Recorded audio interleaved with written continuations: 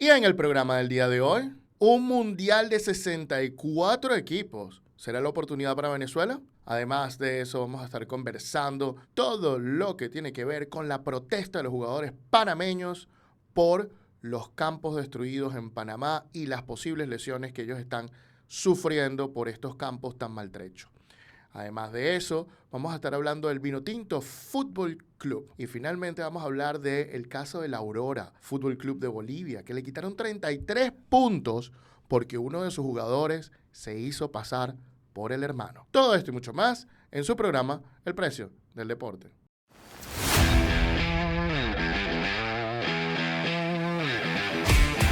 El Precio del Deporte. Producido por Laurel. Muy buenos días, buenas tardes, buenas noches, bienvenidos a su programa El Precio del Deporte, producido por Lauria Sports. Soy su anfitrión Antonio Quintero, especialista en Derecho Deportivo, y es un verdadero honor y privilegio estar con ustedes el día de hoy, compartiendo y hablando de lo que más nos gusta, de las transferencias de fútbol, de la gerencia deportiva, del marketing, de todo lo que es el Sports Management and Business. Todo lo que es el negocio del deporte. Porque a lo que a nosotros nos importa no es solo darte nuestras opiniones, sino también darte información y contexto para que ustedes mismos puedan formar sus opiniones bien informadas. Y para eso, con nosotros está el día de hoy la dama del derecho del deporte, Elena Mundaray. Hola a todos, gracias por estar con nosotros en otra edición del Precio del Deporte. También nos acompaña el pivote del mercado deportivo, Andrés Moró, mejor conocido como el señor Moró. Hola, ¿qué tal? Un gusto saludarle. También nos acompaña desde Uruguay el mago del diseño y la identidad en el deporte, Brandon Bucket. Hola, un placer estar de vuelta con ustedes. Y por supuesto nos acompañan ustedes como siempre, como cada semana, y agradeciéndoles de verdad todas las views, todos los comentarios, todo lo que nos dejaron para el programa de la pasada semana. De verdad que estamos súper emocionados con las reacciones de ustedes. Estamos tratando de hacerlo lo mejor posible. Quiero aclarar que nosotros la semana pasada solo estábamos leyendo en principio unas decisiones y explicando unos casos. No estábamos dando completamente información más allá de eso. Lo que está es esa situación de esos casos y esas decisiones, que una es del TAS y la otra era de la FIFA como tal. Tenemos un programa cargado, pero cargado de información, y para este primer segmento, el punto más importante es este del Mundial de 64 equipos. Un Mundial de 64 equipos. ¡Qué locura! Cada vez más. Ya tenemos el próximo de 48, ahora el de 64. Brandon Buquet nos trae esta historia. Mundial de fútbol de 64 clubes. La propuesta que nace en Uruguay y que cada vez toma más fuerza. Te lo explicamos. Recientemente hubo una reunión en la FIFA en la cual el presidente de la Asociación Uruguaya de Fútbol propone que se amplíe los cupos para esta participación, a lo cual Gianni Infantino, presidente de la FIFA, dice que es una propuesta bastante interesante. Pero ¿qué pasa? Ya venimos de un aumento reciente para el Mundial de 2026 y recordemos que no es el primer cambio que sufre la Copa Mundial de la FIFA. La FIFA ha sufrido muchos cambios y siempre ha parecido favorecer la participación y la igualdad de condiciones para los equipos. Recordemos que a partir del Mundial de 98 en Francia fue que se hizo el aumento anterior. Y era un formato que gustaba bastante. Recordemos que en los inicios de la Copa Mundial de la FIFA recién habían o solamente habían 3 equipos.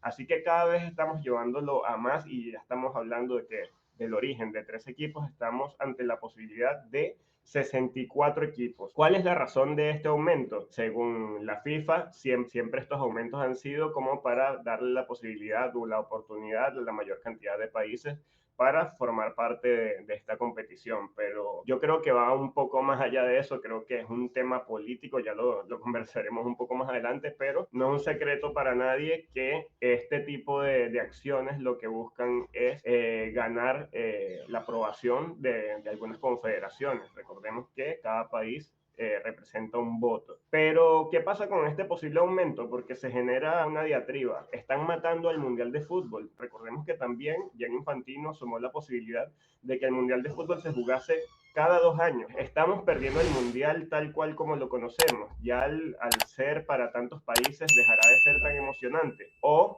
todo lo contrario, países como Venezuela se verán beneficiados de este cambio. Y yo creo que sí, pero es un poco contradictorio porque si bien aumentan las posibilidades, yo siento que a mayor cantidad de países, menor dificultad para clasificar, yo creo que un poco sí pierde la esencia de lo que es el Mundial de Fútbol y lo que representa para el mundo, muchachos. Y qué interesante esta situación, Brandon, porque cuando uno piensa en cómo pudo haber pasado esto, uno se imagina de repente cómo normalmente pasan estas decisiones. Esto a veces es un grupo de gente que dice, oye, mira, pienso que esta idea es muy buena, proponla tú, ¿no? Proponla tú. Y este fue el miembro de Uruguay, justamente, del Consejo Directivo de la FIFA, que propuso esto. Y me llama la atención que no haya sido el presidente de la Conmebol, que básicamente es quien trajo la propuesta de estos partidos en Sudamérica. Lo primero que hay que analizar es la cantidad de cupos, ¿no? Ahorita hay 48 cupos para el Mundial 2026. Y vamos a ver esta tabla en este momento que les ponemos en pantalla, ¿no? Ahí vamos a ver que la Conmebol tiene 10 países y hay 6 miembros que clasifican directo y un miembro que clasifica al repechaje. Esto da un 65% de los miembros de Conmebol van al Mundial, o pudieran ir al Mundial, entre 60 y 65%. Luego CONCACAF tiene 35 miembros, para este Mundial van 3 miembros directos, más 3 clasificados ya, como son México, Canadá y Estados Unidos, que ya lo están por ser host del Mundial, y van 2 al repechaje. Eso es un 22% de los miembros que tiene CONCACAF. UEFA tiene 55 miembros y 16 van directos y no hay repechaje. Es un 29%. CAF tiene 54 miembros, 9 van directos y 1 va al repechaje. Eso es aproximadamente un 18, un 18,5% y un 19%. La AFC tiene un 46 miembros, van 8 directos al Mundial y va 1 al repechaje. Eso es un 18%. Y Oceanía tiene 11 miembros, va 1 directo por primera vez en la historia para este Mundial de 2026 y 1 al repechaje con 13%. Cuando nosotros observamos esto, si vamos a aumentar los cupos, y esta es la pregunta que yo les dejo a ustedes, les dejo al público y les dejo a mis compañeros, es directamente, ¿ustedes creen que los cupos extra no los van a dejar a Sudamérica? Que tenemos 65%. La verdad creo que el único beneficiado o el máximo beneficiado de este caso sería el continente asiático. ¿Y por qué lo veo? FIFA dijo que esto sería, o sea, entre lo que se está hablando de que esto era un mundial, podría ser un mundial único de 64 por celebrar el centenario, ¿no?, de la Copa del Mundo desde su primera edición. Ahora, yo veo que el único beneficiado podría ser Asia. ¿Por qué? Porque Asia tiene músculo económico y esto también es una de las cosas que ha buscado la FIFA y que está persiguiendo la FIFA por todos lados, que es recaudar cada vez en cada evento mayor cantidad de dinero. Ahora, si esto lo llegan a hacer, si que llega a quedar de 64 y les gustó las formas como quedó, les gustó el dinero, les gustó los demás, ¿no creen ustedes que perdería un poco el prestigio y el valor de la Copa del Mundo como siendo la fase final el evento más elitista del mundo en el deporte del fútbol y en el deporte en general? Como que el valor que tendría, lo difícil, es que realmente de eso se trata la Copa del Mundo, por eso se disfruta tanto, por eso se llora, por eso se ríe, porque es difícil clasificar al Mundial. Entonces, cuando aumentas los cupos se hace más fácil y yo creo que cuando tienes algo más accesible, de cierta forma como que pierde su valor. Y por lo menos si nos metemos en la página de la FIFA, donde te explican todos los detalles, al menos los que se pueden conocer sobre el Mundial de 2030, te dice que ya hay 6 equipos clasificados. Entonces, ¿cómo serían las eliminatorias Conmebol? Porque al ser locales o host Uruguay, Argentina y Paraguay, que aquí quiero tomarme un espacio para esto, Uruguay es host de un partido por conmemoración de los 100 años, que fue el primer mundial que se realizó allí. Argentina es host por su buena participación en ese mundial como subcampeón. Y Paraguay es host por ser sede, por tener sede de la FIFA o tener sede de la Conmebol. Es como que estuvo un poco rebuscada esa participación, no sé, me parece un poco extraña al menos. Pero vamos a ponerlo así, ya hay 3 clasificados para las eliminatorias de Conmebol. ¿Se imaginan unas eliminatorias donde 3 equipos no participen? ¿Qué va a pasar? Va a suceder como cuando se realizó en Brasil y van a ser los mismos cupos más los locales, más los hosts. Entonces, si lo ponemos de esa forma y Conmebol tiene 6 cupos más 1 de repechaje, eso nos daría que 3 clasificados más 6 son 9. Y el último lugar sería el repechaje. Se perdería la emoción completamente, pero eso sí, equipos como Bolivia, Perú y Venezuela se frotarían las manos porque sería una excelente posibilidad para clasificar al Mundial. Ahora, si me preguntan a mí, yo estuve viendo un video de Richard Méndez, colega, y coincido con él, que claro que se quiere clasificar al Mundial, pero si te lo ponen prácticamente regalado como invitación, pierde un poco el valor. Así que sí, para responder tu pregunta, Andrés, yo creo que este aumento haría que la Copa Mundial de la FIFA no fuese lo que es actualmente. Bueno, hay 2 debates abiertos. Tenemos el primero de los cupos y luego tenemos el de la calidad, ¿no? Creo que va a ambos sentidos el tema. Con respecto al de los cupos, muy importante lo que estás diciendo, Brandon. Te comento lo que ya se había arreglado, no lo que se va a arreglar a futuro, que es lo que tú estás mencionando. Lo que ya se había arreglado es que está bien, iban a ir 3 equipos de Sudamérica, como Argentina, Uruguay y Paraguay, ya clasificados, pero esos 3 cupos se le iban a restar a los 6,5. Es decir, que las próximas eliminatorias, en teoría, van a ser de 7 equipos por 3 cupos y medio. Eso es en el Mundial de 48 equipos. En el Mundial de 64, cualquier cosa puede pasar. Andrés dijo que varios de los cupos van a ir a Asia. Yo creo que van a ir a Asia, a África, incluso a Oceanía y a CONCACAF también. ¿Por qué digo esto? Sin duda los europeos van a obtener un par de cupos más. Sin duda, quizás Conmebol obtenga un cupo más, lo cual sería para mí un despropósito, como lo estás diciendo, Brandito, porque ya no hay competición. O sea, si de 10 pueden ir 8, bueno, o sea, no tiene sentido la eliminatoria. Pero cuando vemos CONCACAF, van normalmente 5 de 35. Esta vez van a ir 8 de 35. Oye, CONCACAF está poco representada. Necesita más cupos. La Confederación Africana de Naciones, CAF, está poco representada. Solo un 18, 19% de sus equipos van. Estos cupos son los que tienen que subir mucho. Si va la asiática, también está poco representada. Entonces, cuando tú observas eso, tú dices, bueno, las primeras confederaciones a ser beneficiadas no va a ser Conmebol, el cual cualquier modificación más ya hace demasiado sin propósito la eliminatoria. La calidad. Vamos con el tema de la calidad rápidamente. El tema de la calidad, ya el Mundial, cuando subió a 32, había perdido un poco de calidad, pero ganó un poco de emoción, porque aquellos equipos que nunca habían ido empezaron a ir y muchos de esos equipos mejoraron muchísimo y mejoró su situación. Claro, en los primeros mundiales, bueno, no era muy beneficioso para otros equipos, pero luego vimos, por ejemplo, en el último mundial a una Arabia Saudita ganándole a la que en otrora fue la campeona del mundo, Argentina. Entonces, si abrimos estos espacios, la competitividad va a subir. Esa es mi opinión, no va a subir en este momento, pero va a subir a futuro. Lo veo por esas 2 cuestiones, pero siendo honestos, en lo personal, no pienso que los cupos vendieran a Conmebol. Bueno, no olvidemos que esto en principio es una propuesta, ¿no? Todavía creo que falta un trecho más o menos largo para totalmente definir si va a ser así en el futuro. Pero también hay que tener en cuenta no solamente lo que están hablando de la cantidad de cupos, cómo pudiera distribuirse, que ahí Conmebol no creo que se vea beneficiada tanto como otras confederaciones, y no solamente también hablar de la calidad, sino también, oye, aumenta el dinero, evidentemente, que creo que eso va a tener también un peso fuerte en la toma de decisión para cambiar el formato del próximo Mundial, y además también tenemos en cuenta la cantidad de juegos que entonces se tienen que disputar. Y que esto ya ha venido arrastrándose también principalmente por FISPRO con las denuncias que han hecho, ¿no? Del aumento de juegos en el calendario. O sea que esto te abre todavía más la puerta para este tipo de denuncias, para este tipo de consideraciones que se tienen que tomar en cuenta sí o sí, porque son importantes obviamente para el desarrollo de este deporte. Entonces, hay varias aristas aquí que tomar en cuenta. En el futuro, oye, no lo veo una decisión tan abismal en este sentido, ¿no? porque son muchas cuestiones que se tienen que tomar en consideración, pero como dice Brandon, que justamente el presidente de la FIFA ha señalado, esto pudiera tratarse de una edición única. Al ser una edición única, bueno, pudiera que pase por debajo de la mesa, pero ¿qué pasa si esto no se vuelve una edición única, sino ya recurrente? Bueno, tendríamos que ver los pros y contras, ¿no? En el futuro.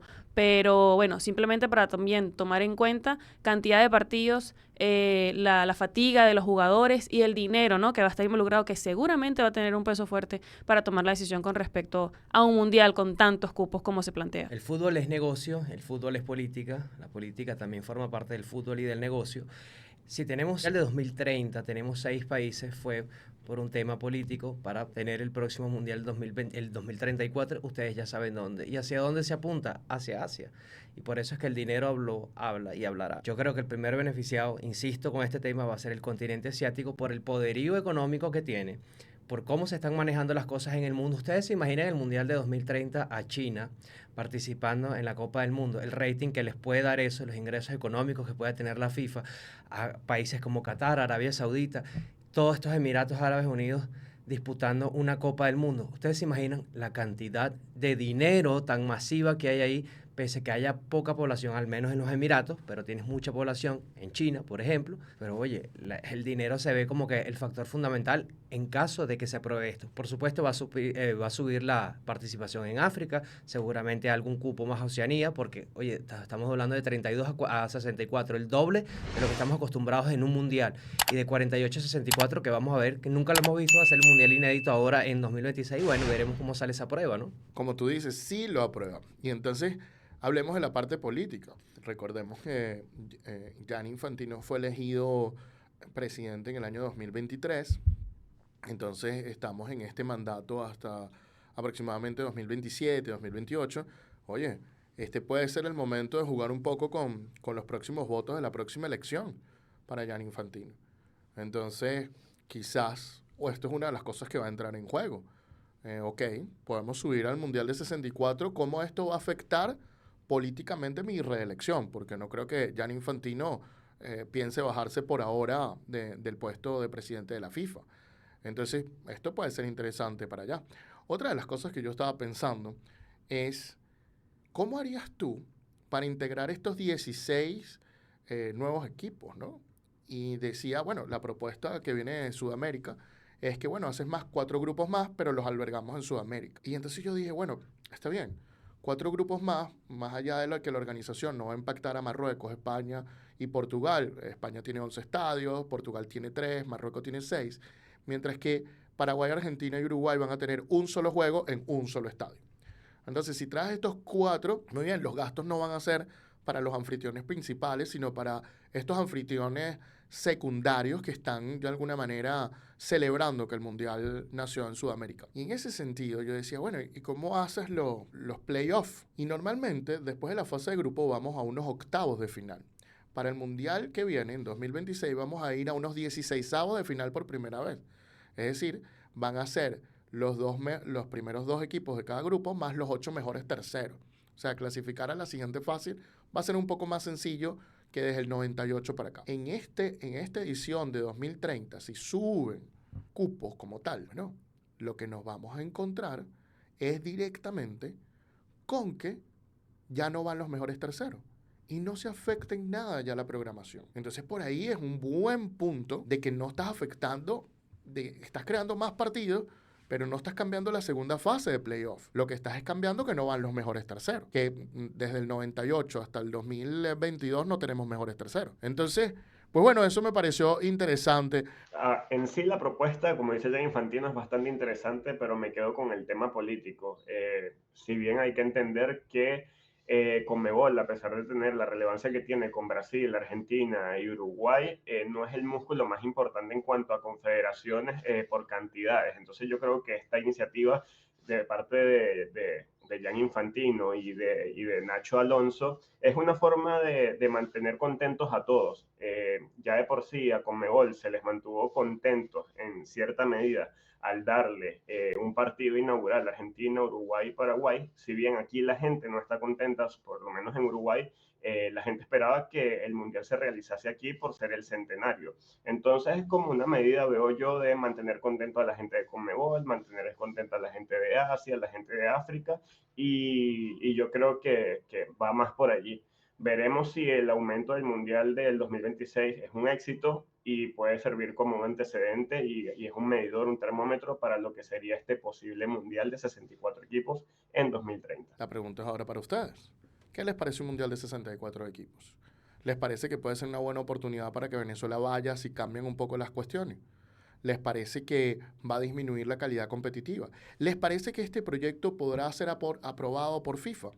Bueno, déjenos sus opiniones en la caja de comentarios. Y con esto listo, vamos al siguiente tema del día de hoy. Y es que en Panamá, los campos de fútbol pareciera que no están bien cuidados y los jugadores, los futbolistas profesionales de Panamá se están quejando en virtud de las lesiones que están sufriendo por los malos estados de los terrenos del juego. Este es un tema que nos trae Elena el día de hoy. ¿Qué se necesita para jugar fútbol profesional? 2 equipos, una pelota y un buen campo de fútbol. Lamentablemente, esto es lo que carecen los futbolistas panameños en la Liga de Panamá y han elevado sus quejas. La FISPRO ha hecho público en su página web un comunicado, una noticia más bien, en donde resaltan todos los hechos que ha traído a colación el mal estado de los campos del fútbol panameño, que incluso ha generado que jugadores hayan tenido lesiones. La Asociación de Futbolistas Panameños ha elevado en diversas ocasiones sus quejas a la Liga y a la Federación por el mal estado de los campos. De hecho, sus acciones han contribuido a que se hayan cerrado ya diversos estadios y el último ha sido el Balboa, que de hecho es un campo de béisbol donde se estaba jugando fútbol y en febrero se hicieron muy famosas unas fotos en donde se veía el deplorable estado del campo. Esto obviamente produjo que afortunadamente las acciones del Sindicato de Jugadores de Panamá haya traído a colación que se haya suspendido este campo de fútbol para la práctica del fútbol profesional en Panamá. Pero no solamente queda allí, sino que la mayor preocupación de los jugadores es que lamentablemente esta situación ha generado que, como ya dije, jugadores hayan tenido graves lesiones. De hecho, rupturas de ligamento es prácticamente lo que ha vivido uno de los jugadores panameños que de hecho fue nombrado como mejor defensa del año 2024 y lamentablemente a principios de año tuvo una grave lesión justamente por el estado del campo. Así que, por un momento, por una parte, la buena actuación del Sindicato de Futbolistas de Panamá, porque de verdad que ha hecho sentir su preocupación, sus quejas por protestas pacíficas, por amenazas de justamente de ir a paro laboral, y afortunadamente fueron escuchadas sus quejas, que bueno, ha traído a colación que hayan sido suspendidos ciertos escenarios deportivos justamente por las malas condiciones. Pero ahora, ¿qué les parece esta actuación del Sindicato de Futbolistas de Panamá?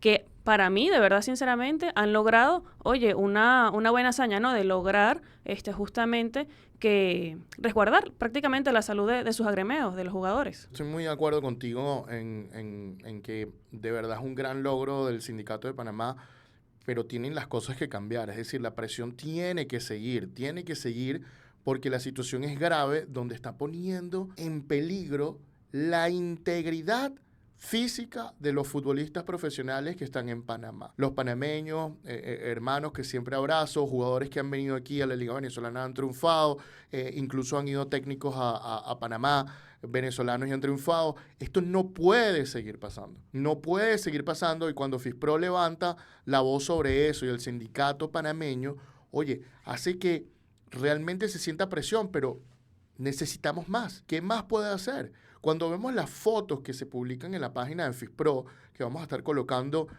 mientras continuamos hablando, de verdad que la situación es horrible, porque además los campos son sintéticos la mayoría. Y esto generalmente trae problemas a los futbolistas. Imagínense ahora un campo sintético dañado. Es mucho, mucho más peligroso. Yo creo que todos aquí los que estamos presentes hemos jugado fútbol y sabemos muy bien sobre ese tema.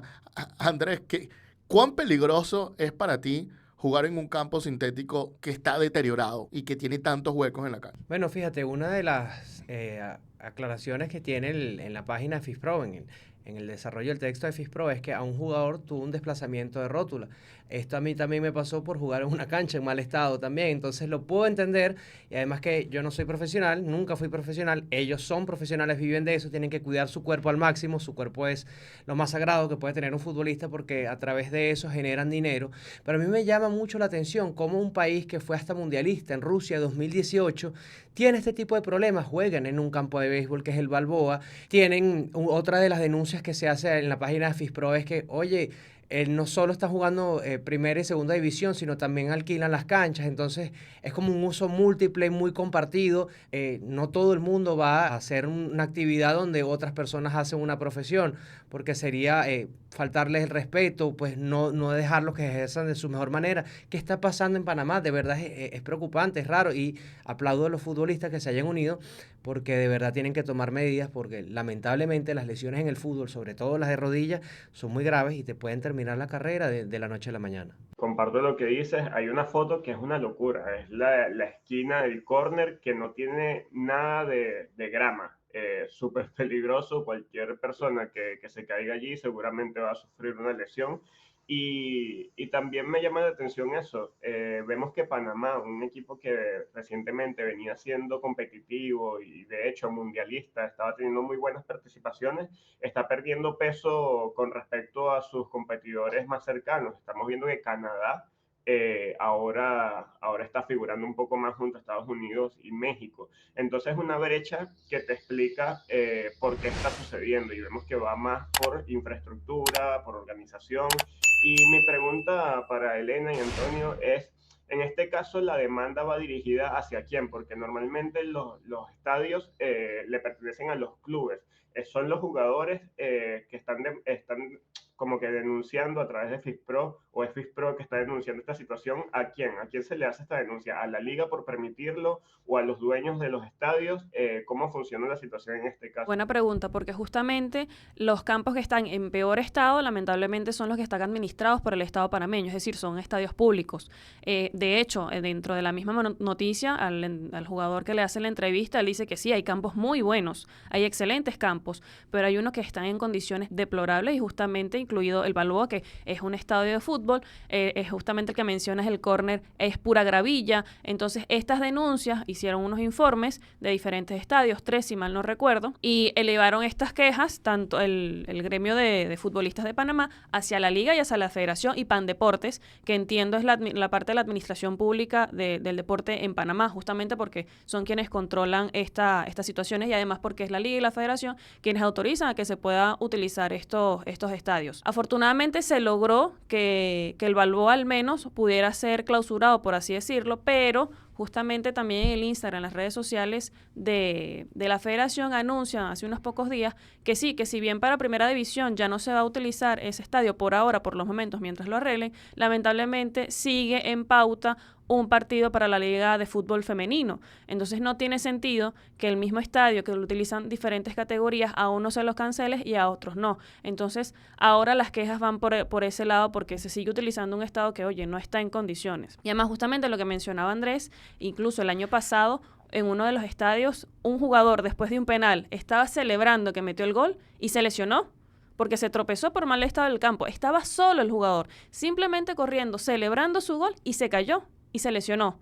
O sea, esa es la gravedad del estado en que se encuentra y, oye, es lamentable que tú estás desarrollando tu trabajo y lamentablemente te encuentras con este tipo de situaciones, ¿no? Que puede acabar tu carrera, como dice Andrés, una situación que no se le desea a nadie. Pero aplaudimos, obviamente, el esfuerzo y el trabajo que ha venido haciendo el sindicato de futbolistas, que entiendo va a seguir justamente también en más acciones, porque son necesarios también la clausura de otros estadios. No solamente cuestiones de bache en el terreno, también cuestiones de iluminación, que hace que el espectáculo ni siquiera se pueda observar de buena manera, y también los camerinos, que es justamente donde están los jugadores antes de entrar al partido y durante también el entretiempo, y las condiciones no están aptas para esto. Entonces, oye, aplaudimos justamente el trabajo, la labor del sindicato de futbolistas de panameños. Sí queda trabajo, estoy de acuerdo con Antonio, queda trabajo por hacer, pero algo están haciendo y es importante porque se están valiendo de su voz para resguardar los derechos de sus agremiados y eso es importantísimo. Hay que seguir presionando. Las condiciones laborales siempre tienen que mejorar. Esa es mi opinión. Y aunque han hecho cosas buenas, como dice Elena, hay que seguir. porque todavía no es suficiente para la dignidad del jugador de fútbol panameño. Habiendo dicho esto, la pregunta es para ustedes. ¿Cuál es el balance que hacen de esta situación?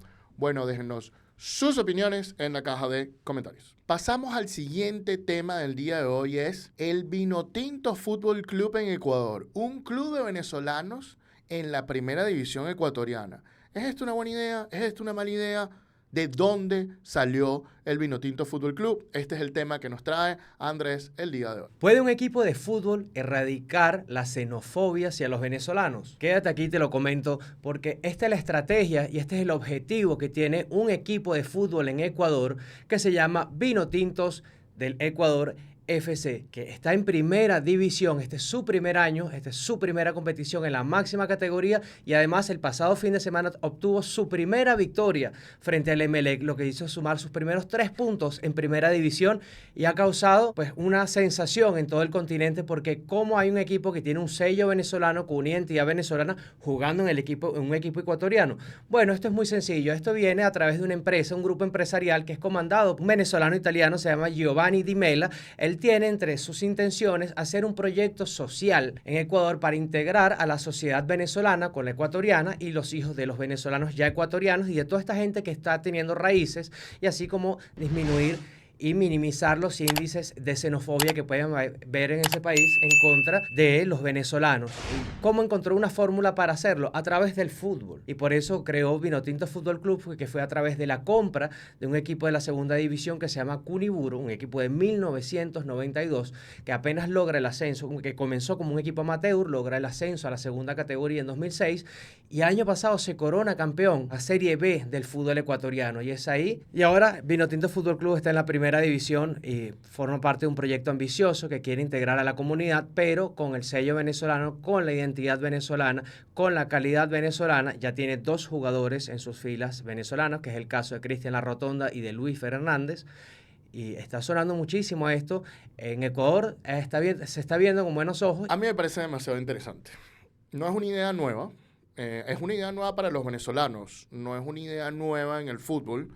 Y te comento un caso extraordinario que ya ocurrió con el Celtic Football Club de Glasgow en Escocia. La historia del Celtic es que una inmigración irlandesa a Escocia por la gran hambruna que hubo en el siglo XIX, de 1845 a 1852, porque la papa, como tal, en Irlanda, fue infectada por una bacteria y una cuestión que dañó mucho la exportación de papa y todo el mundo dejó de comprarle papa a Irlanda. Esto hizo que Irlanda cayera en un problema económico, además en un problema de alimentación muy fuerte. Hubo muchísima hambruna y hubo muchos irlandeses emigrando hacia Escocia. El Celtic Football Club es un club que es formado para esa comunidad escocesa-irlandesa que vive en Escocia, en la ciudad de Glasgow, y que los representa. Y hoy en día es uno de los clubes más grandes del mundo. Y ayudó a generar comunidad entre los escoceses y los irlandeses en esta nueva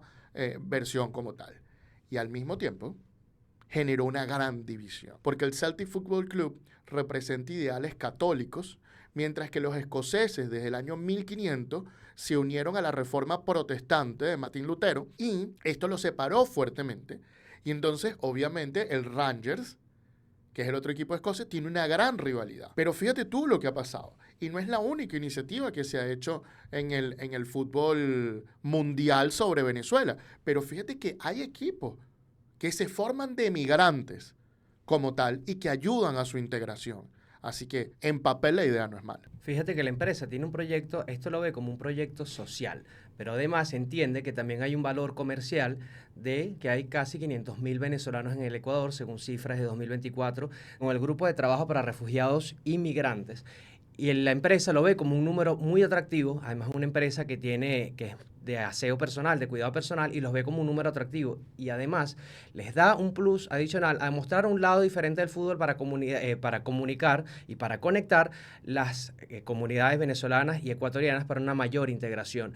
Esta empresa, ellos lo dicen en una entrevista con Richard Méndez, también dice que por supuesto que espera un enfoque comercial, que espera que esto dé rédito, que ahora está absorbiendo el impacto, pero que espera que esto tenga por supuesto, que dé las formas y que dé el dinero, pero además ellos están haciendo la forma de ellos es hacerlos como llegaron las colonias acá en Venezuela, como el Club Ítalo. De hecho, eso es una de las confesiones de ellos quieren formar este tipo de comunidades y de integración a través de esto, y ellos tienen, a través de su proyecto social, tienen una orquesta sinfónica, ellos quieren hacer un concurso de Misses, y están llevando todos estos rasgos distintivos de la venezolaneidad para el Ecuador, para que se pueda ver una mejor integración y se pueda disminuir la xenofobia. Es algo bastante interesante. Sí lo veo nuevo para nosotros, al menos no he visto un caso que a través del deporte se esté gestionando. Creo que en Atlanta hay un equipo que se llama Vinotinto Atlanta FC, pero es amateur.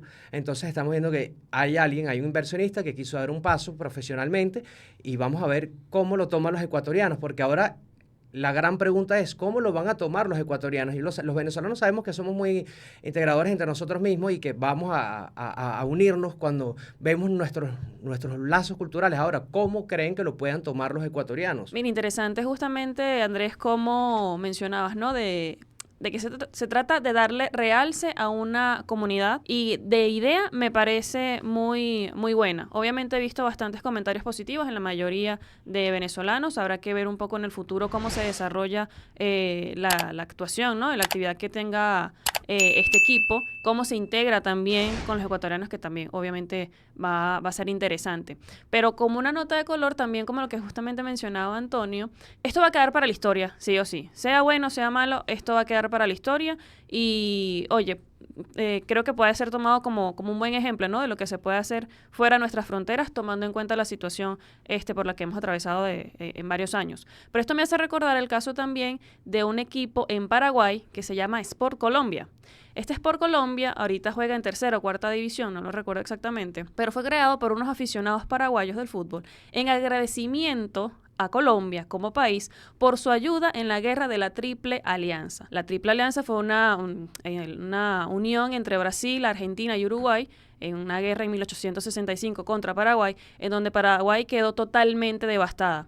Colombia prestó ayuda en ese momento de manera monetaria y obviamente de manera diplomática, pidiendo el cese de la guerra. En honor a esta actuación de Colombia, y además que en Colombia de hecho promulgaron una ley en ese entonces en donde se le podía dar la nacionalidad paraguayo justamente para ayudar con la activación nuevamente de este país. O sea, fue un momento de la guerra bastante único, bastante bonito, que te habla de la integración, de la hermandad que había en ese entonces.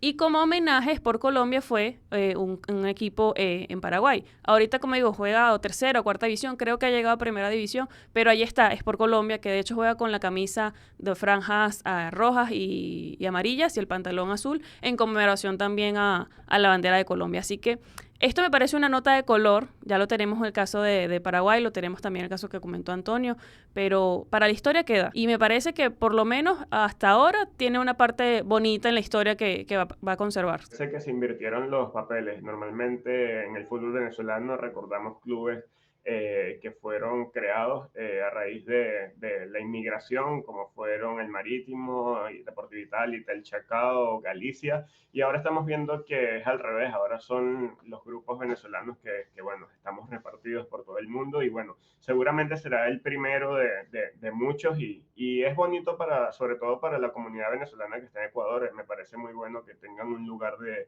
encuentro, algo que les genere sentido de pertenencia, y que capaz a través del deporte, como se ha hecho muchas veces, cese la guerra. Y otra cosa que me pareció súper interesante es lo que mencionó Andrés, lo de la orquesta sinfónica. En esta orquesta sinfónica que se está creando hay muchos participantes o muchos miembros de la orquesta sinfónica Simón Bolívar, es decir, personas que estaban participando en la orquesta más importante de Venezuela pueden seguir su sueño ahora gracias a este proyecto social. Y otra cosa que me parece interesante, me puse a ver los resultados del Vinotinto Fútbol Club, y mira, le empató a U de Quito, le empató al Aucas y acaba de ganarle este domingo al Emelec. Así que, bueno, ha tenido un inicio bastante interesante, y por lo menos de mi parte estaré pendiente a ver qué sigue pasando con Vinotinto Fútbol Club, y ojalá que pronto lo veamos en una participación internacional. Resulta que esta no es la única iniciativa que se ha hecho para los migrantes venezolanos en virtud de toda la crisis que estamos viviendo aquí, sino que además en Uruguay en el año 2018, el Wanderers de Uruguay sacó una camiseta especial de color vino tinto. Recuerden que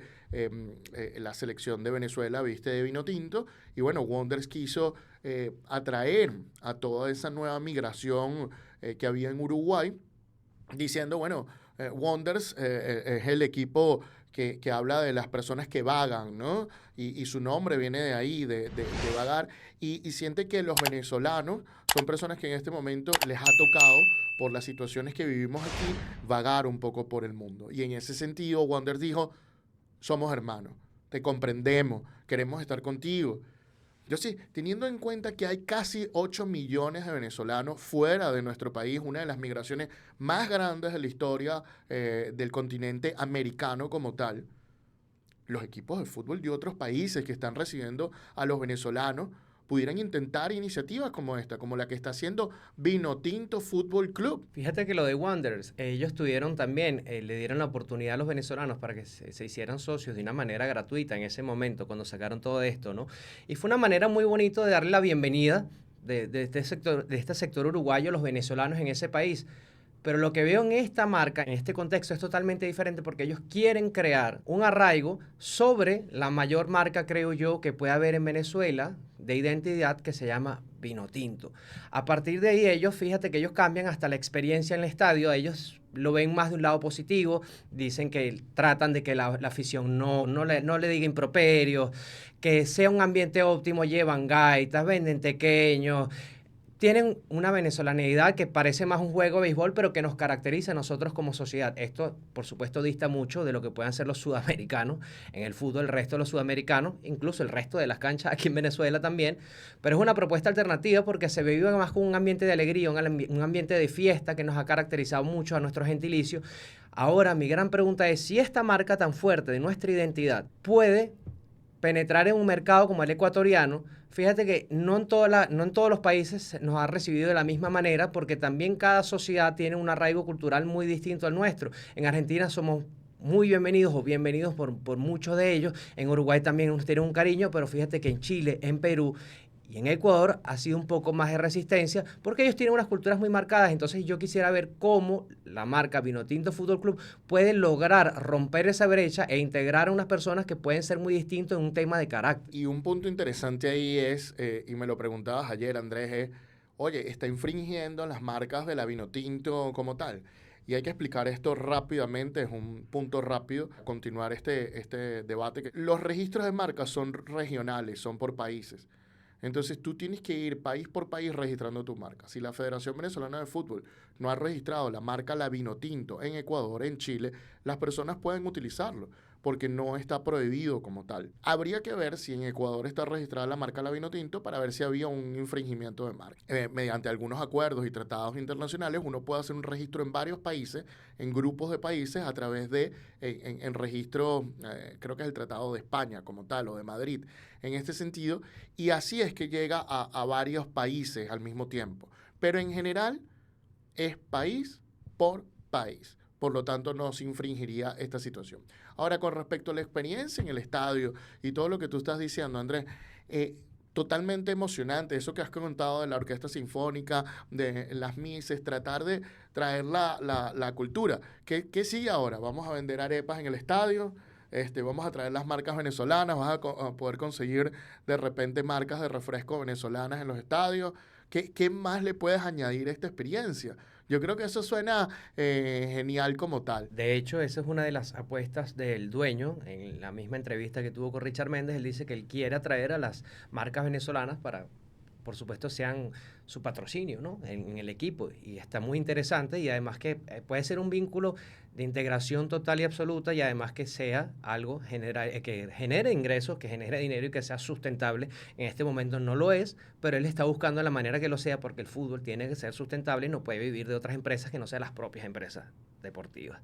Entonces es muy interesante, tiene un equipo en la segunda división que se llama Atlético Vinotinto, tiene un equipo femenino que se lo exige la ley de ese país, según lo que comentaron estas personas, tienen 11 equipos en total entre las diversas categorías. Es un proyecto que se ve muy ambiciosos, quieren llevar también temas religiosos. De hecho, tienen una sede que fue una casa de Simón Bolívar, donde se veía con Manuelita Sáenz. O sea, esto es venezolano 100% por donde se mire. Es una cosa increíble y es por eso que yo vuelvo con esta pregunta. Ahora, me encanta la idea, porque soy venezolano, ahora quisiera ver cómo la va a tomar el ecuatoriano y qué podemos hacer nosotros para abrazarlo y que no sientan una sensación de rechazo hacia su propia cultura dentro de su país, sino más bien, mira, tu cultura es genial, la mía también, vamos a unirnos. En un momento fuimos un país unido, disculpen, y entonces, ¿qué pasa ahí? ¿Será que nos podremos unir aún más y estrechar más lazos entre ecuatorianos y venezolanos? Esa es la pregunta que a mí me deja y que este equipo creo que podría tener la respuesta o podría tener la solución. Y además lo bueno es que tienes una comunidad, ¿no?, bastante grande en Ecuador donde te puedes aprovechar de eso para sacarle provecho. Y justamente es lo que entiendo que quiere hacerse.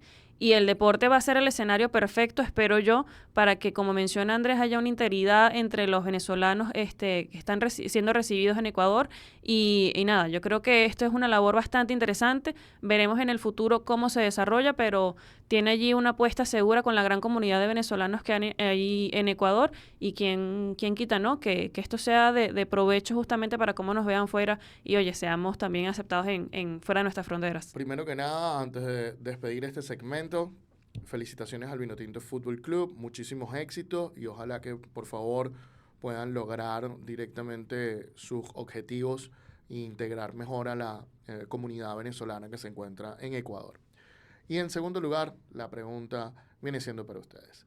¿Les gusta este tipo de iniciativas para los venezolanos en el extranjero? ¿Les parece que funcionan en la integración? ¿Les parece que no funcionan? ¿Les parece que los clubes de fútbol pudieran hacer más para apadrinar a esos venezolanos que han tenido que salir huyendo de nuestro país? Bueno, déjennos sus opiniones en la caja de comentarios. Vamos al siguiente tema del día de hoy, que es que el Aurora pierde 33 puntos de la temporada 2025, que no ha comenzado en Bolivia, por haber alineado a un jugador que falsificó su identidad por la de su hermano muerto, cambiándose la edad. En este sentido, le dieron básicamente 2 años de suspensión a Diego Montaño y 3 años de suspensión a los directivos del club, Edwin Cornejo, y a la señora Ivonne Sandra Valencia Ramallo, de directivos del Aurora como tal. Más interesante aún, incluso este jugador llegó a ser convocado a la selección de Bolivia. No obstante,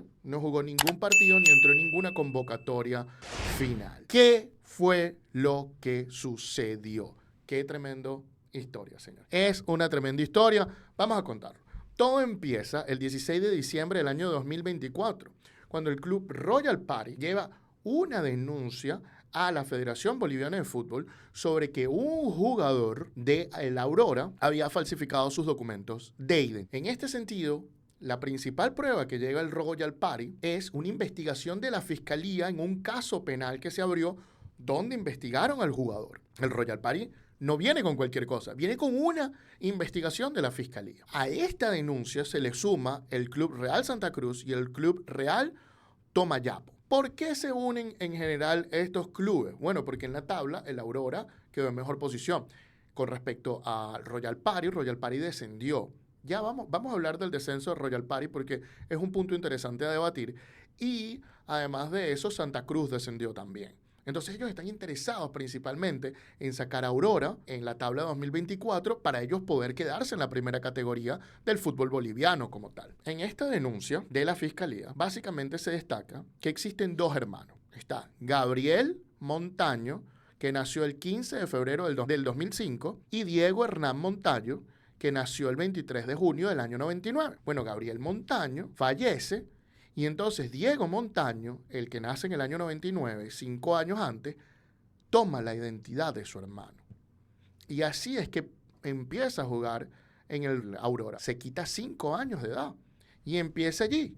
¿Y cómo sabemos que esto es cierto? Porque el jugador lo confesó. El jugador dijo que cuando él tenía 11, 12 años, básicamente hubo un abogado que se llama Alberto Díaz Romero, que le ayudó con la falsificación del documento y a hacerse pasar por su hermano fallecido. Su familia desconocía este fraude, según él, yo lo veo muy difícil, y llega a la Aurora más o menos con 13 años, acompañado de su tío, que trabajaba en el departamento de utileros del club, y se fue integrando al equipo poco a poco con su documento de identidad falsificado. Firma su primer contrato en el año 2022, supuestamente, y bueno, dice que nadie del club, nadie sabía de su falsificación de identidad. Reconoce que está contando la historia ahora porque ya no aguanta con el peso de la culpa y ya no aguanta con esta situación, ya no aguanta con la presión, y esa es la información que él da. Cuando entrevistan al presidente Jaime Cornejo, él dice que, bueno, que el jugador llegó antes de su gestión, en el 2013, que él llega en el 2017, que la primera convocatoria ocurre en el 2019 y que el jugador vivía en el albergue del club sin contacto con sus padres y bajo el cuidado de sus abuelos y sus tíos. Básicamente, no, yo no sabía nada. Eso es lo que dice este presidente. Y prácticamente le echa el muerto al presidente pasado. El presidente pasado, Bernardo Pavicic, dice que él no recuerda haber registrado al jugador, que se registraron más de 900 jugadores en Aurora mediante él estaba. Y bueno, esa es básicamente la situación y esos básicamente son los factos de este caso. Súper grave, ¿no? Y además tomando en cuenta que fue el propio jugador quien además confesó prácticamente lo que había hecho. Dices que el jugador a los 11 años no se puso de acuerdo con el abogado para falsificar los documentos. No me creo esa parte de la historia porque un niño de 11 años no va a estar reunido con un abogado para cambiar sus documentos, su partida de nacimiento. Así que creo que esto va más allá y por eso asumo que la Fiscalía tenía abierta una investigación. Ahora, con respecto a la sanción, bueno, él obviamente tenía que ser sancionado, pero la quita de puntos que le toca a la Aurora de 33 puntos, no sé ti, Antonio, pero a mí me parece un poco desproporcionada. Tendríamos que ver los fundamentos, no sé si la decisión tú la vas a comentar más adelante, pero oye, desde el principio ya hablándolo me parece súper desproporcionada, dándole un punto ok, no sabías la situación, ¿cómo haces tu club para asegurarte de la edad de una persona, ¿no? Porque seguramente esto es una de las preguntas que va a surgir. El club no sabía. ¿Cómo hacen ellos para ir a una institución pública a verificar si es verdad la edad del muchacho? Si él va con esos documentos y se supone que lo inscriben con lo que él está llevando y tiene que darle un poquito de confianza a eso, ¿no? Si lleva un pasaporte, si lleva una cédula de identidad, una tarjeta de identidad. ¿Qué puede hacer el club para no tener este tipo de problemas con respecto a la identidad de una persona? Porque, oye, es difícil, ¿no? De entrada, ponerte en la posición del club, ¿cómo vas a controlar esta situación? Pero bueno, esto vamos a irlos hablando poco a poco, pero coméntanos un poco la decisión, que sé que estaba por allí por internet y bueno, vamos a ver qué es lo que dice, ¿no? No estaba por internet, Elena. Conseguí la decisión a través de buenos amigos. Muchísimas gracias al amigo que me compartió la decisión, porque la página web de la Federación Boliviana de Fútbol pareciera que está caída y no es posible acceder a los documentos con facilidad, ni posible revisar con facilidad. ¿Por qué son 33 puntos? Este jugador estuvo convocado 21 veces en el clausura del año 2024. Jugó 18 partidos como titular. En Bolivia está la norma sub-20, lo que significa que están obligados a colocar a un jugador sub-20 y a uno sub-23. Ahora, interesante, este chico que en verdad tiene 25 años y que su nombre real es, como lo dije, Diego Montaño, que se hacía pasar por Gabriel Montaño, jugaba como sub-20, ¿ok? Juega esos 18 partidos como sub-20. Luego juega 3 partidos más ingresando desde la banca y luego juega un partido, hay un partido que está en la banca de suplentes sin jugar. De todos estos partidos, ganaron 8, que es el equivalente a 24 puntos, y empataron 9, que es el equivalente a 9 puntos. Es decir, que hay 33 puntos afectados, y por ahí viene la sanción de los 33 puntos, ¿no? Ya voy a hablar de exactamente qué es ¿por qué culpan al club? ¿Qué fue lo que hizo el club? ¿Por qué el club está pagando los 33 puntos? Y ya voy a hablar de cada una de las sanciones. A mí me parece curioso por qué suplantar la identidad de tu hermano. Además, es un tema súper delicado. No es cualquier hermano, es un hermano fallecido. Me parece bastante crudo. Y la pregunta es ¿por qué necesidad? ¿Qué necesidad de hacerlo? Y bueno, cuando te explica que el jugador estuvo ocupando el puesto de sub-20, todo tiene sentido, teniendo en cuenta que suplantó la identidad de su hermano menor. Es decir, el talento lo tenía, eso era evidente, pero creo que hubo un poco de malicia, bastante malicia al suplantar la identidad de su hermano para ganar unos cuantos años de vida, si me permiten el juego de palabras. Pero el desconocimiento de una ley no te exime de su cumplimiento. En este caso fue la infracción de una ley. El presidente de la Aurora dijo que esta le parece una medida despiadada. En este caso, ¿cómo funciona? Porque si bien el jugador no fue contratado bajo su mandato o bajo su presidencia, sigue estando. Eso es justa la sanción para el Aurora, es justa la sanción para él, que también está suspendido de la actividad deportiva por un periodo. Bueno, Brandon, yo creo que tengo esa respuesta. Vamos a ver qué piensan los compañeros que están aquí, pero yo lo que veo es que va a mentir, obviamente, para obtener ventaja deportiva. Si tú tienes 18 años, papel, tienes 13 años, ¿con qué es más fácil competir y dónde vas a destacar y vas a brillar más? Donde están con los niños de 13 años, por supuesto, porque están en otra categoría mucho más baja. Esto pasa en el béisbol dominicano, en el béisbol internacional, esto pasa en el fútbol africano, se ven muchísimas denuncias, irregularidades de personas que tienen 5 o 6 años menos en la partida de nacimiento, pero entonces se consiguen y pasan este tipo, sobre todo en los mundiales o en las eliminatorias de las categorías inferiores. Lo veo yo como un tema de ventaja deportiva, menos de que en la investigación penal haya algo que no sabemos. Exactamente es eso, Andrés. Obviamente te cambias la edad para sacarle provecho a tener mayor edad en la diferencia de las categorías inferiores, etcétera, etcétera, porque cuando ya llegas al profesional, obvio que todo se empareja un poco, ¿no? Y entonces se puede promover más. Imagínate tú que el jugador llegó a estar convocado a la selección boliviana. Lo que yo no puedo entender y no me puedo creer y no me puedo tragar es el tema de que digan, no, es que el niño en conjunto con un abogado decidieron eso. Que el niño de 11 o 12 años sabrá que quitándose 5 años realmente va a poderle sacar diferencia a sus compañeros. Increíble. Y además tiene dinero para pagarle al abogado.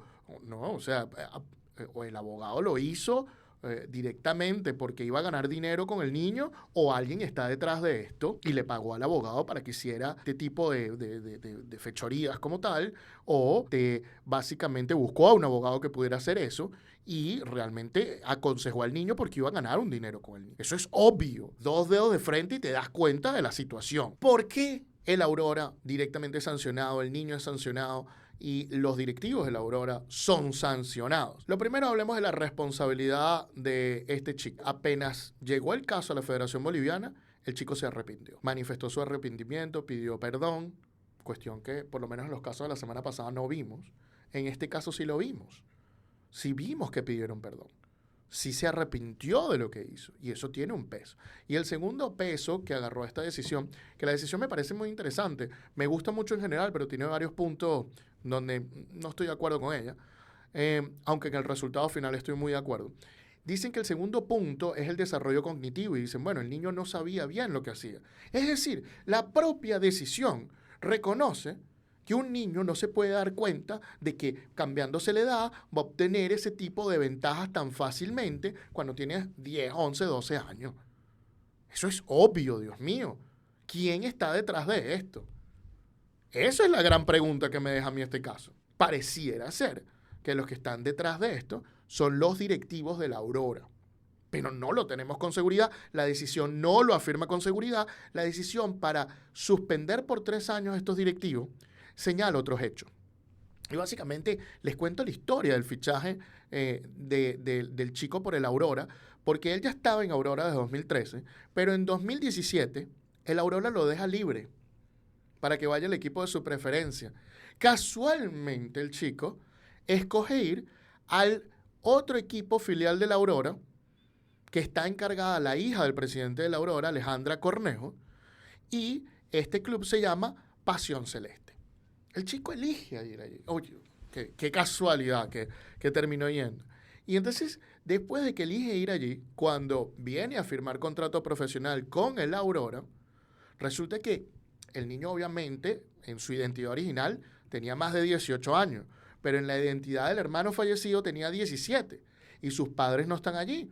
Entonces, ¿quién puede firmar el contrato profesional? Complicado. Tiene que haber un custodio legal del niño. No obstante, a través de un poder se dijo que el niño le firmó un poder, adivinen a quién, a la esposa del presidente de la Aurora. Le firma ese poder para que ella firme el contrato con el club. Es decir, el niño no firma su primer contrato profesional, lo firma un apoderado de él. Y la investigación penal arrojó que ese poder se firme el 4 de marzo, pero el apoderado firmó el 1 de marzo de ese año 2022. Entonces, ¿cómo firmas el 1 de marzo sin un poder de un menor de edad? Entonces, ¿qué dice la decisión? Dice, oye, mira, aquí te saltaste un montón de normas de registro del jugador y eso está muy mal. Además, tú eres directivo de la Federación Boliviana de Fútbol y pareciera que hubo un conflicto de intereses aquí.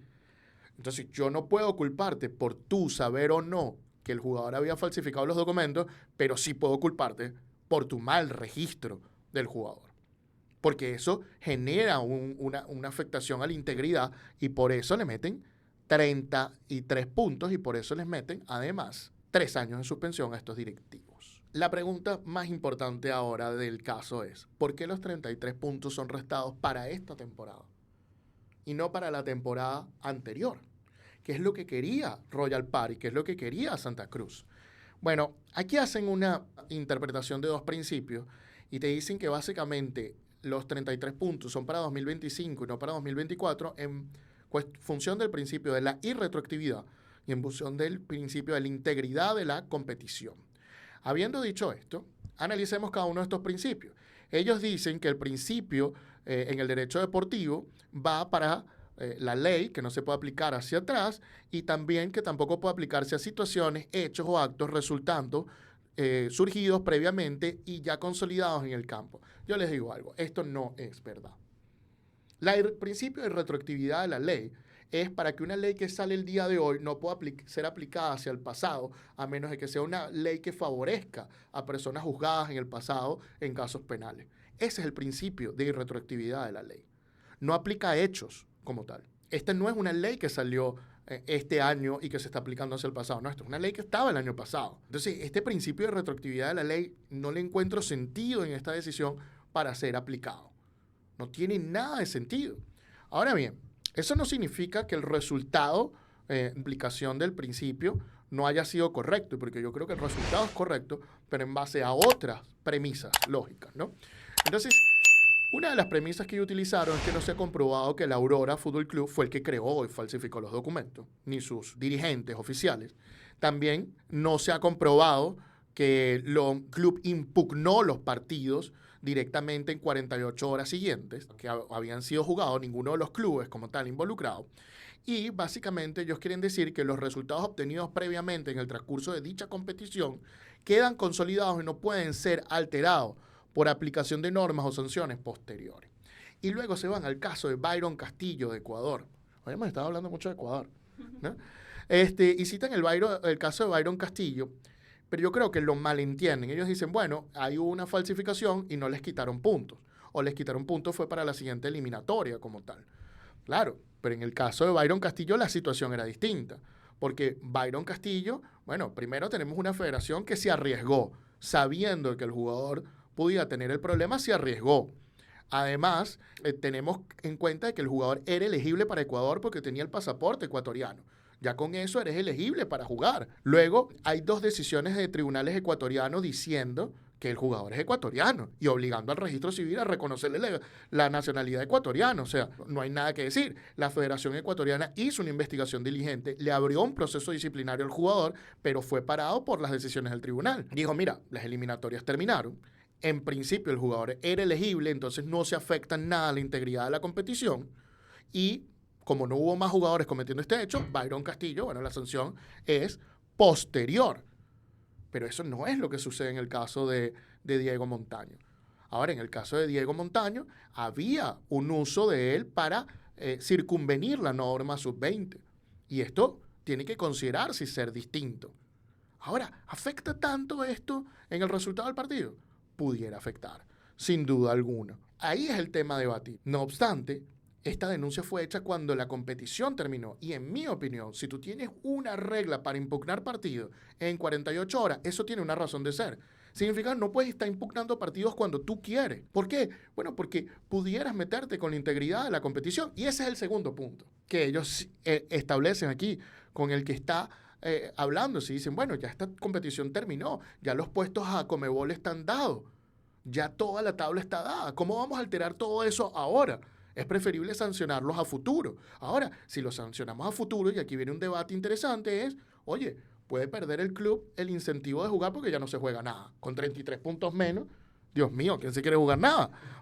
Pero, y hay también el incentivo, el desincentivo al otro, que bueno, si me gana el Aurora, no pasa nada porque igual tiene 33 puntos menos.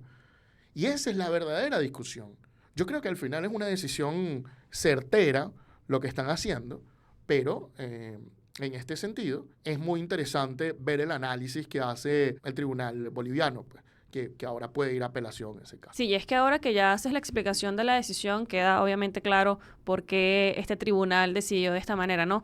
Y, oye, hay que tomar en cuenta entonces el desequilibrio que ahora hay con respecto a esta quita de puntos de la Aurora, porque, oye, hay que echarla a 33 puntos que son dificilísimos de recuperar.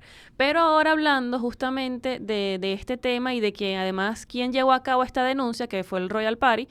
Oye, yo me puse a buscar noticias justamente de toda esta situación, ¿no? Del jugador. Y me sale la noticia, curiosamente, de que además la Federación Boliviana de Fútbol recibió una advertencia de Conmebol porque clubes de su federación han estado acudiendo a la jurisdicción ordinaria. Es decir, han ido a tribunales de su país para dirimir controversias. Y justamente el implicado es Royal Party.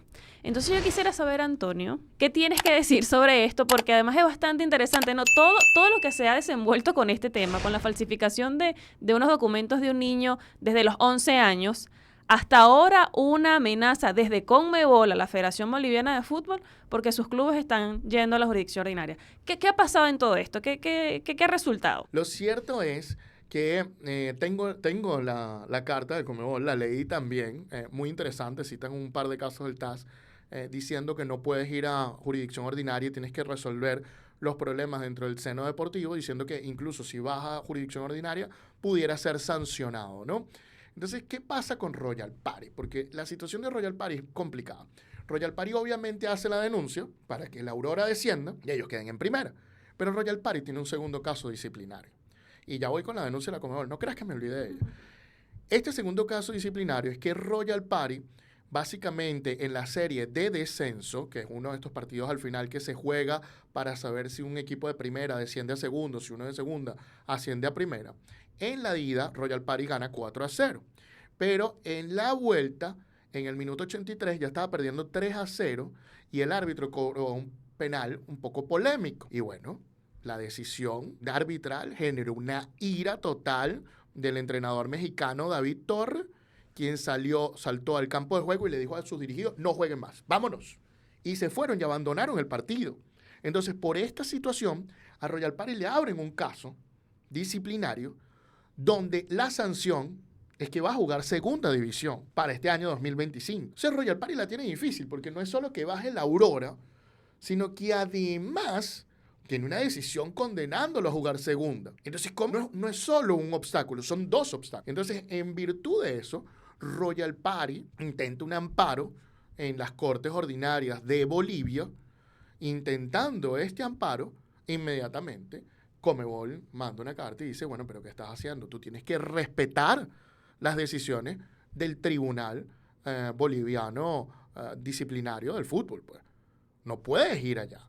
Y teniendo en cuenta eso, allá amenazaron a la Federación Boliviana. ¿Con qué la amenazaron? No la han amenazado con nada formalmente. Le están llamando la atención.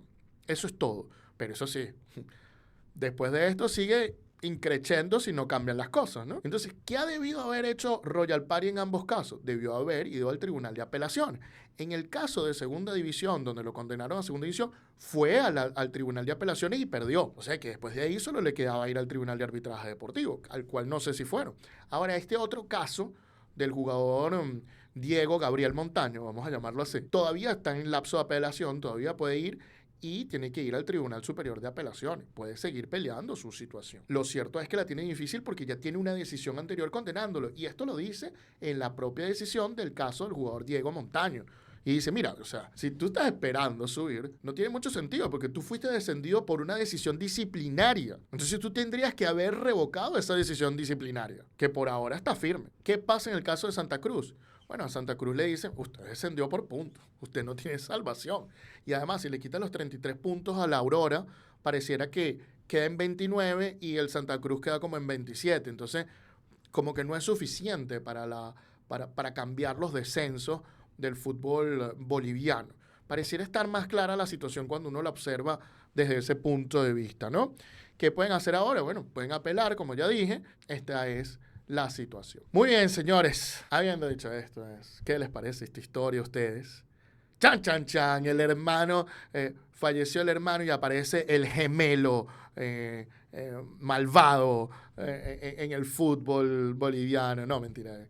Es simplemente una broma observando esta historia tan sorprendente que estoy seguro que haría una buena serie de alguno de los proveedores de streaming que hay, ¿no? Habiendo dicho esto, la pregunta es para ustedes.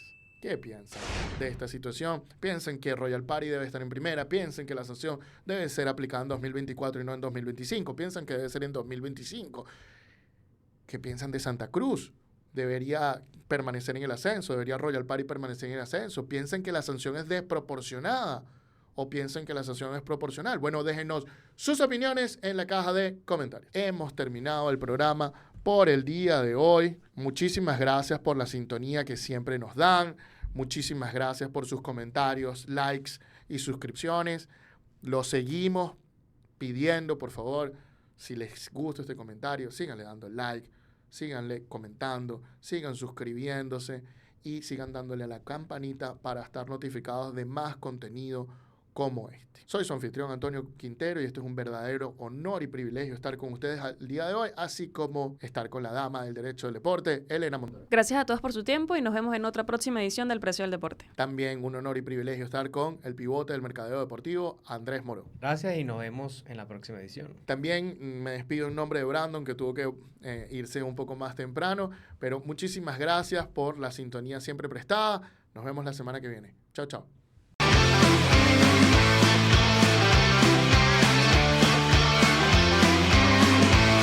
El precio del deporte.